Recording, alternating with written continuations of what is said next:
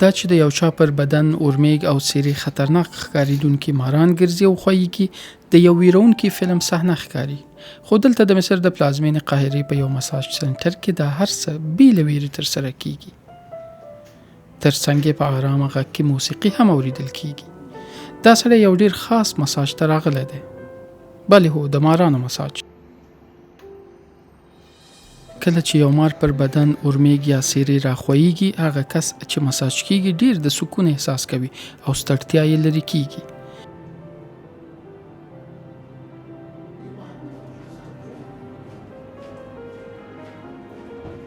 تر ټولو د مخه د مساج کیدونکي پر بدن تیل لګول کیږي یا په بل عبارت غوړیږي او وروسته بیا مختلف ډوله بې زهره ماران یې پر بدن خوشي کیږي. د مساج کولو په دې مرکز کې 28 ډوله ماران موجود دي. ضیاءالدین د ټولنیزو رسنیو له لارې خبر شوی او غواړي دا مساج وازمایي.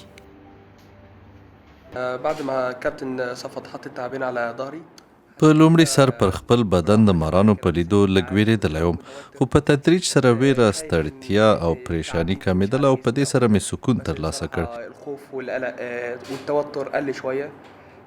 زما پر بدن د مارانو له ښویېدنې سره زما پر خپل ځان باور او اعتماد هم زیات شو.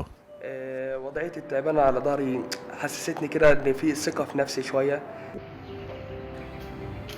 د مساج مرکز مشر بیا وایي چې مشتری له دې مساج وروسته ډیر ښه احساس کوي او پر ځان باور یې هم زیاتیږي. التعابين هو نوع من انواع المساج. هو اصلا يعني د مارانو په وسیله مساج سره د اندامونو او عضلو دردونه کمیږي، د وینې جریان ښه کیږي او له دې سره په بدن کې د اندروفین هورمون افرازیږي. له دې مساج سره نه یوازې د مساج کیدونکي کس خود اعتمادي زیاتیږي، بلکې د مارانو د جلد له غیر معمولی او ملایم احساس له کبله بشپړ سکون حاصلوي. هو بيعيد الثقة بالنفس البني آدم اللي بتقوي مناعته بشكل كبير. خو ښه خبره دا ده چې دا ډول مساج ډاکټر ته د مراجعې کولو پر ځای د یو متبادل علاج طریقې په توګه استعمال نشي. که تاسو غواړئ دا مساج وکړئ، د قاهرې دغه مساج سنټر له تاسو څخه د 20 تر 30 دقیقو مساج لپاره 100 مصري پاونډ اخلي چې نږدې 1500 افغانۍ کیږي. آیا غواړئ چې تاسو هم دا مساج وازمایئ؟ ځواب یې موږ ته په کمنټ کې ولیکئ.